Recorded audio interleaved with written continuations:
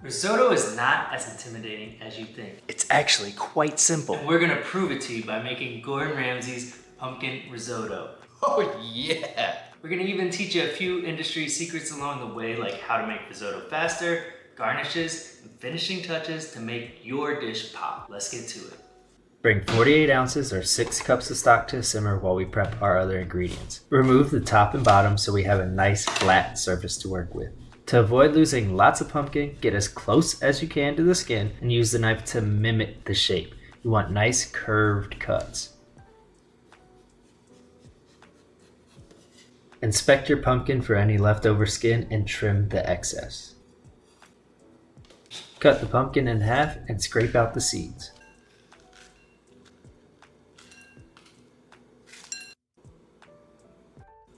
Slice the pumpkin and cut into chunks.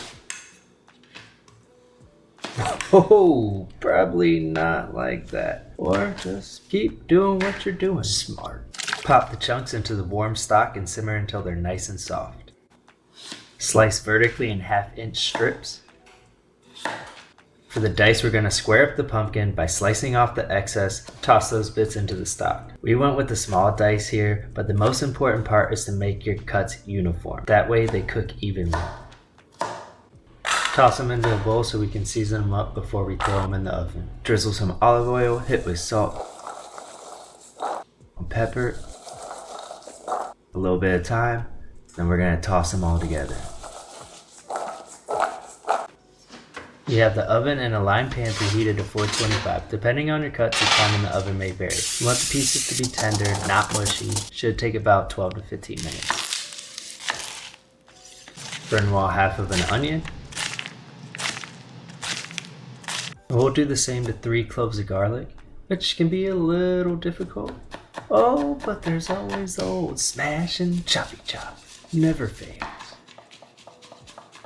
Time to pull our roasted pumpkin out of the oven.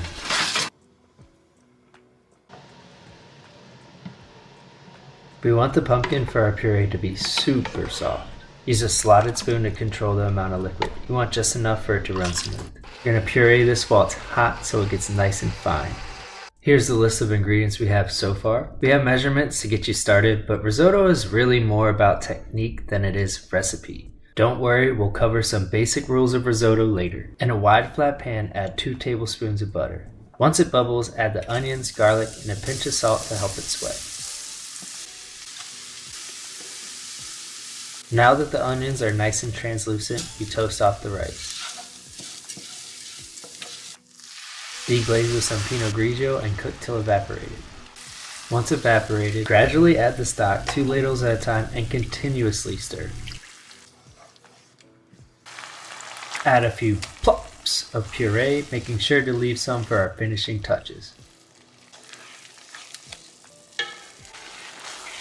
If you're wondering when to add stock, this is your sign. Knowing when the rice is done for beginners can be a bit tricky. Honestly, I just used to taste it until it wasn't crunchy. Or you could also check the grain. It's the bright white center. It will dissipate as the rice cooks. Once it's faint, the rice is done. Once it disappears though, the rice is overcooked. The choice is yours. Alright, we've almost made it. 2 more ladles of stock and we're done.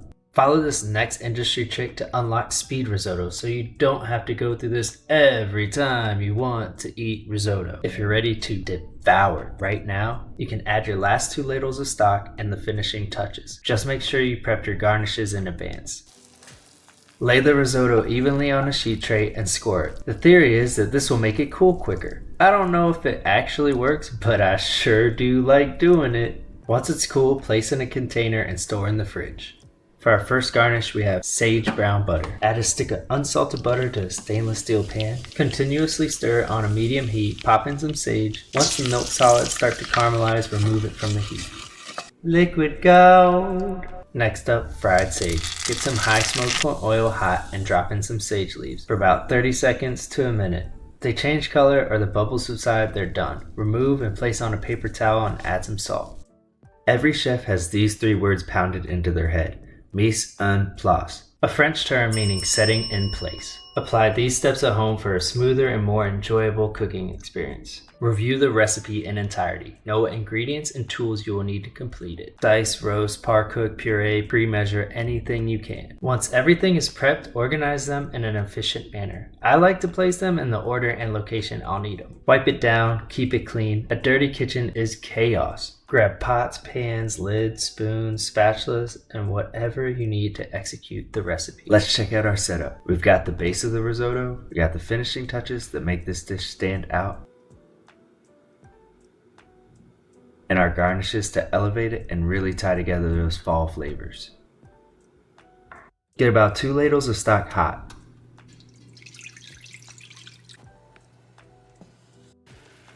Go in with our par-cooked arborio. Break them up so they heat evenly. Add the puree and roasted pumpkin.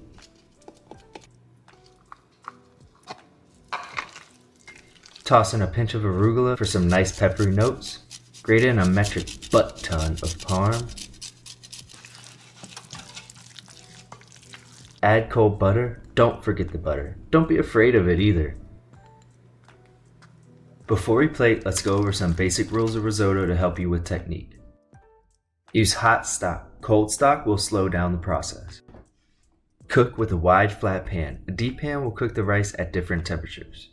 Use the right rice. Arborio is widely available, but you can also use carnaroli. Toast the rice to avoid having overly starchy risotto. Gradually add the stock. You want the rice to have time to absorb all those flavors. Rushing it will only ruin the texture. Don't lose the grain. Always look for the bright white bit in the center of the rice. Season with Parmesan. Use the good stuff. Work in cold butter off the heat for an even, creamier texture. If I left anything out, let me know in the comments. This indulgent dish oozes flavors from fall and winter, but I would gladly enjoy this any day. This batch yields 2 entrees or 4 sides.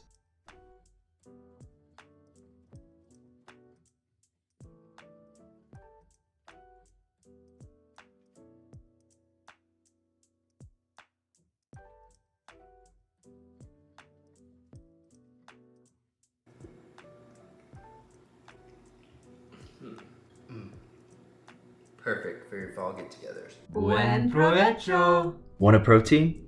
How about a nice steak? Maybe some vegetarian hearts of palm crab cakes? Huh?